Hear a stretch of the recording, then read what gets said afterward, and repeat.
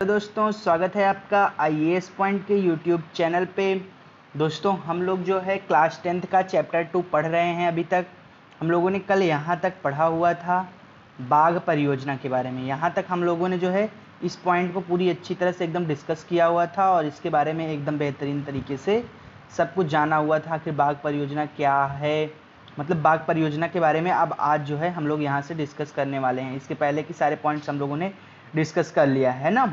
तो चलिए अब आज जो है हम लोग बिना देर किए हुए इस पॉइंट को अच्छे से और एकदम जेन्युइन तरीके से डिस्कस करेंगे और जानेंगे अच्छी तरह से, ठीक है।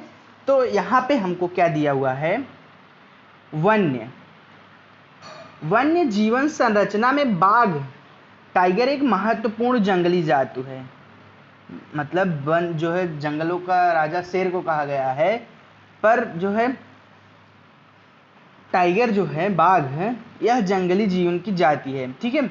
1973 में अधिकारियों ने पाया कि देश में 20वीं शताब्दी के आरंभ में बाघों की संख्या अनुमानित संख्या 55,000 से घटकर 1,817 रह गई। बाघों को मारकर अभी हाल ही की रिपोर्ट में 2018 वाली में बाघों की संख्या क्या है, आप लोग कमेंट बॉक्स में बताइएगा कि जो है बाघों की संख्या हाल ही की रिपोर्ट में क्या है, ठीक है ना। तो अभी देखते हैं, यहाँ पे दिया बाघों को मारकर उनको व्यापार के लिए चोरी करना, आवासीय स्थानों को सिकुड़ना, भोजन के लिए आवश्यक जंगली उपजातियों की संख्या कम होना और जनसंख्या में वृद्धि बाघों की घटती संख्या का मुख्य कारण है, ठीक है ना। अब बाघों की खाल का व्यापार और उनकी हड्डियों पर एशियाई देशों में परंपरागत औषधियों में प्रयोग के कारण यह जात जो है विलुप्त होने के कगार पर पहुंच गई है।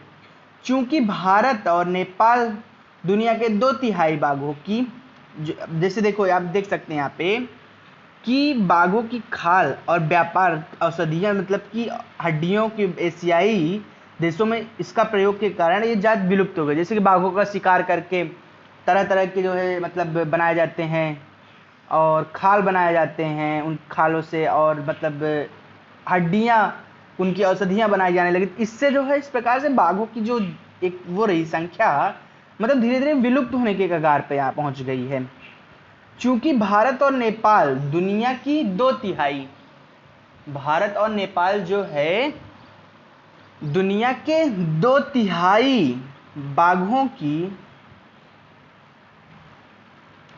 बाघों की आवास उपलब्ध करवाते, अतः ये देश ही शिकार, चोरी और गैर कानूनी व्यापार वाले मुख्य निशाने पर भी हैं, यही देश दोनों। टाइगर प्रोजेक्ट विश्व की बेहतरीन वन्य जीवन परियोजना में से एक है। इसकी शुरुआत 1973 में हुई थी। टाइगर प्रोजेक्ट जो है इसकी शुरुआत कब हुई, तो टाइगर प्रोजेक्ट की शुरुआत 1973 में हुई। शुरू में इसमें बहुत सफलता प्राप्त हुई। जब ये शुरू हुई तो इसको बहुत बड़ी सफलता मिली, क्योंकि बाघों की संख्या जो है 1985 में 4,002 और 1989 में 4,334 हो गई, परंतु 1993 में इसकी संख्या घटकर 3,600 पहुंच गई। मतलब कि जो है 1989 तक जो है इसमें खूब वृद्धि हुई और संख्या मतलब सफलता इसको अच्छी खासी मिली, बढ़ती चली गई। फिर क्या हुआ, कुछ नमूने निकल के आए उसी में से और बाघों को फिर चोरी गैर कानूनी तरीके से उसका शिकार करने लगे तो फिर इसकी संख्या घटने लगी और फिर 3600 पहुंच गई, है ना।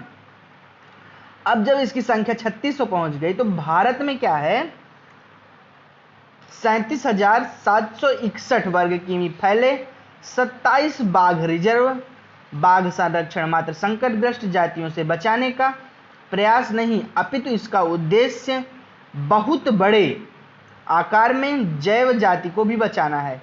उत्तरांचल में कार्बेट राष्ट्रीय उद्यान, पश्चिम बंगाल के सुंदरबन राष्ट्रीय उद्यान और मध्य प्रदेश के बाघगढ़ राष्ट्रीय उद्यान, राजस्थान के रासिस्का वन्यजीव पशु विहार, असम के मानस बाघ रिजर्व और केरल के पेरियार बाघ रिजर्व भारत के संरक्षण परियोजना का उदाहरण है। इन सब बाघ रिजर्वों का नाम आप लोग वीडियो को पॉज करके नोट्स में नोट कर लेना, क्योंकि इंपॉर्टेंट है ये, ठीक है ना।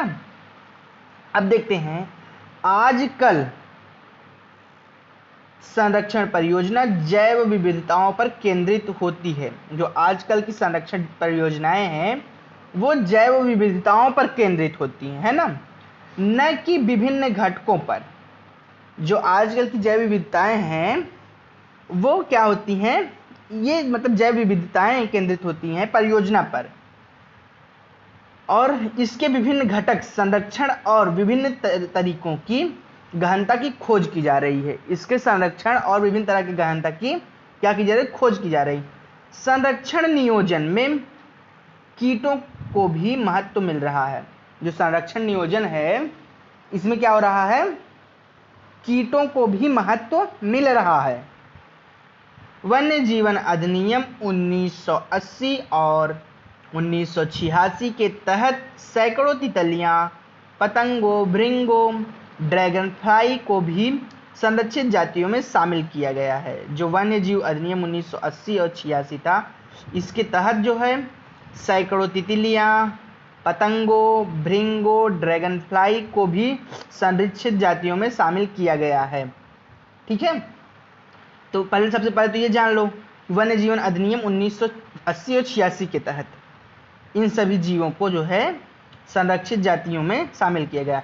1991 में पौधों को भी 6 तितलियों, पौधों की 6 जातियां पहली बार इस सूची में रखी गई। जो वन्य जीवन संरक्षण अधिनियम था इसी के तहत 6 पौधों की जातियां भी इस सूची में शामिल की गई। तो ये बहुत अच्छी बात है कि इसके साथ साथ मतलब पौधों की भी जातियों को संरक्षित किया जा रहा है।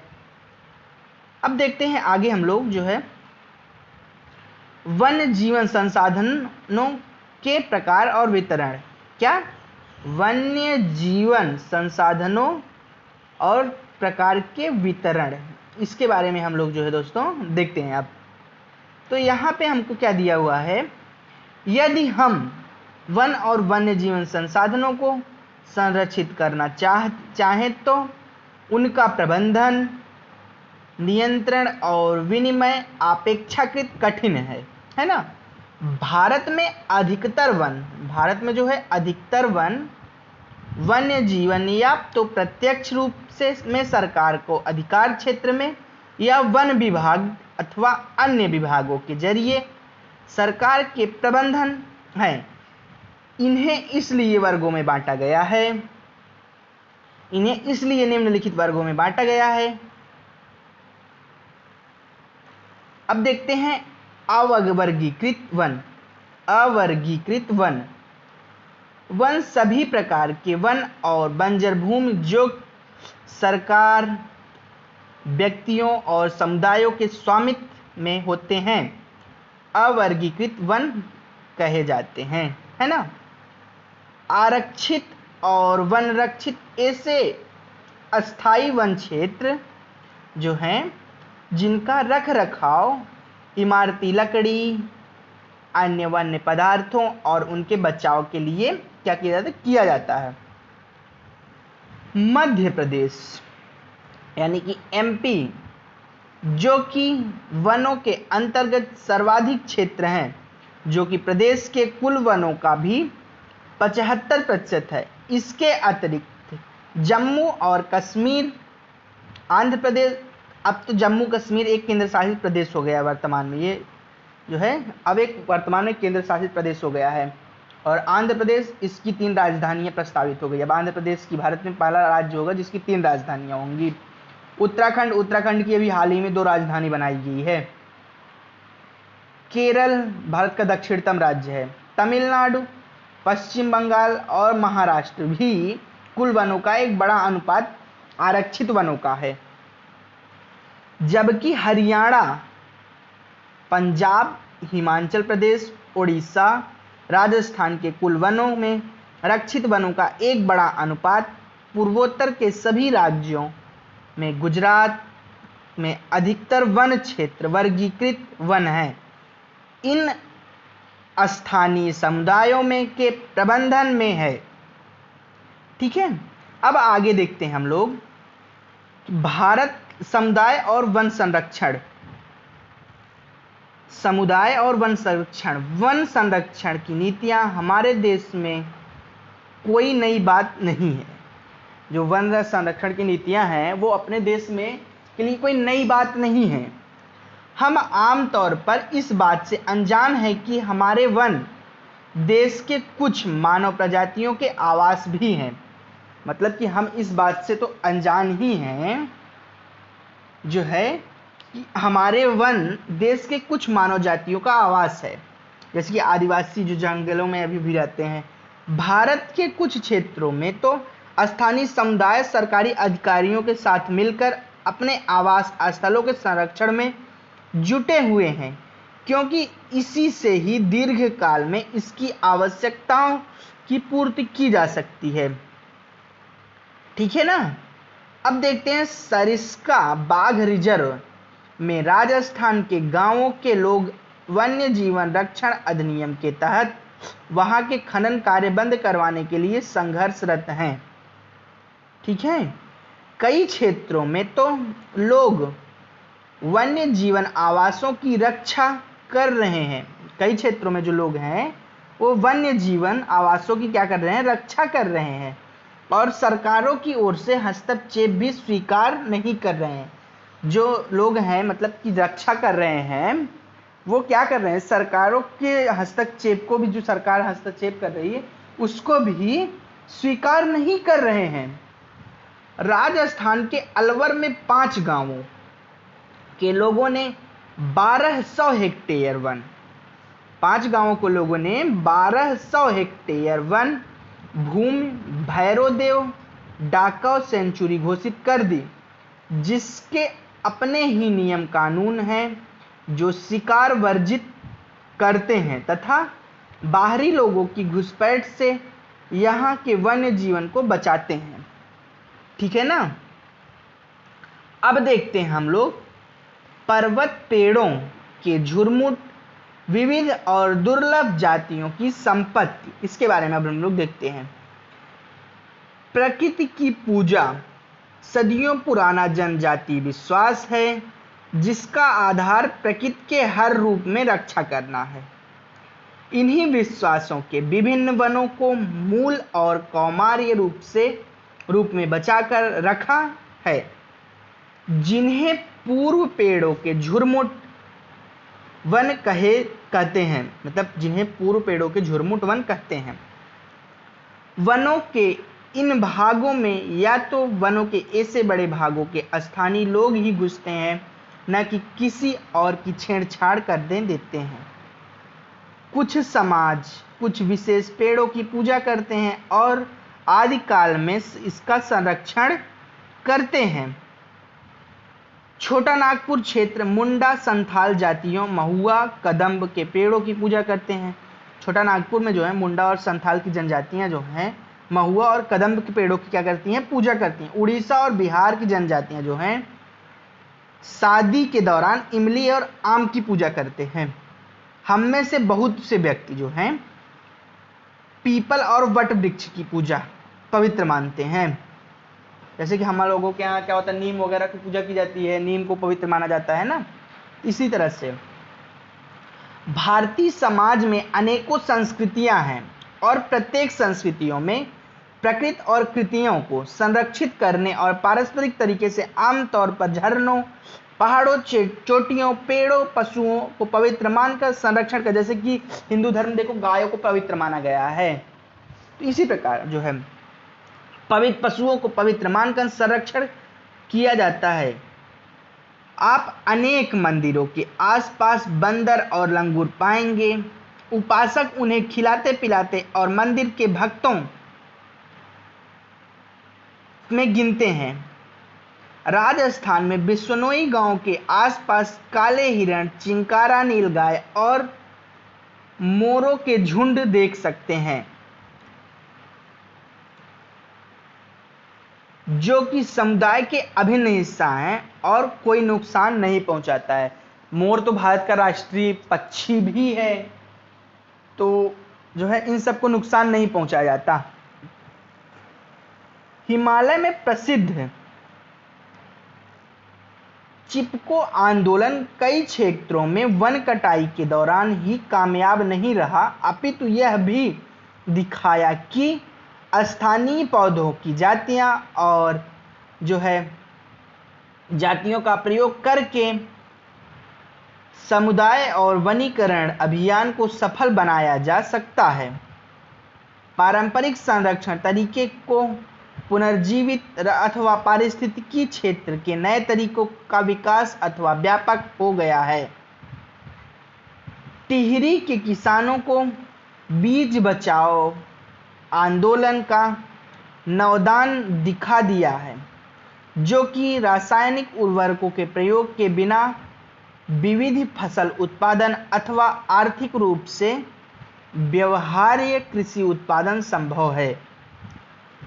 अब देखते हैं भारत में संयुक्त वन प्रबंधन कार्यक्रम क्षरित वनों के प्रबंध और पुनर्निर्माण के स्थानीय समुदायों की भूमिका के महत्व को उजागर करते हैं। औपचारिक रूप से इन कार्यक्रमों की शुरुआत कब हुई थी? तो 1988 में हुई थी।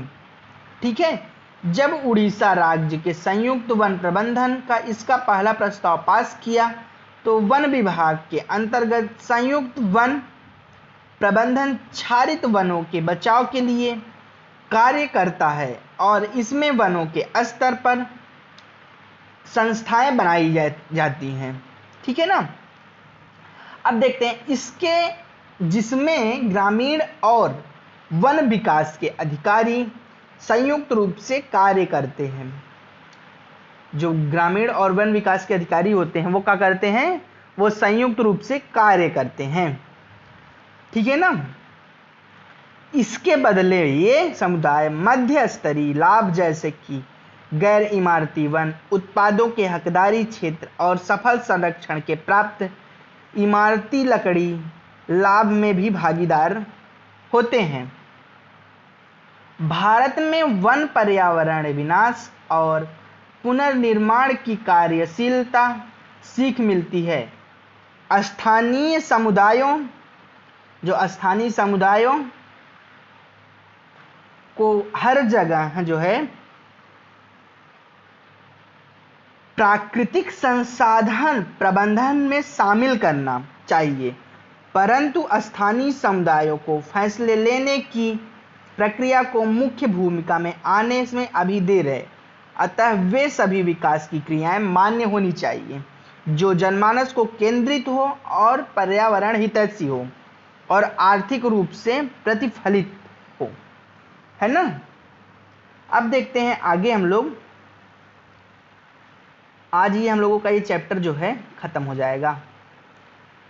अब देखते हैं पेड़ एक विशेष असीमित और उदारपूर्ण जीवधारी है जो अपने सतत पोषण के लिए कोई मांग करता है और कोई दिन दानशीलता और जीवन की क्रियाओं को भेंट करता है। आप सभी की रक्षा करना और स्वयं को कुल्हाड़ी चलाने वाले विनाशक की छाया करता है। तो ये तो गौतम बुद्ध का है, वो है पेड़ की रक्षा करना हमारे लिए बहुत ही उपयोगी है ना। पेड़ों जंगलों की कटाई करना और जंगल काटोगे तो ऐसा ही होगा। अब यार देखो, तुम ही लोग बताओ, अगर जब तू क्यों पेड़ के नीचे जाता है तो क्या होता है? आम के समय में लागत है तो कैसे कि आम मिले, बस आम खाए के मिले और इमली खाए के मिले, तो कैसे मिले? जब पेड़ बचाओ जावे तभी मिले ना। तो पेड़ बचावे की कोशिश करत जा, जितना ज़्यादा पेड़ बचाए सको उतने ज़्यादा बढ़िया बा। तो बस इससे ज़्यादा हम कुछ ने कहा, बस अब आगे वीडियो शेयर कर दीजिए जा, अपने सब दोस्तों तक पहुंचाओ और कल मिले थे फिर नए टॉपिक यानी कि नए चैप्टर के साथ। कल तो संडे है, कल तो संडे है, बाकी अब मंडे को हम लोग जो है मिलेंगे नए टॉपिक के साथ। तब तक के लिए bye bye and take care. मस्त रहिए और व्यस्त रहिए।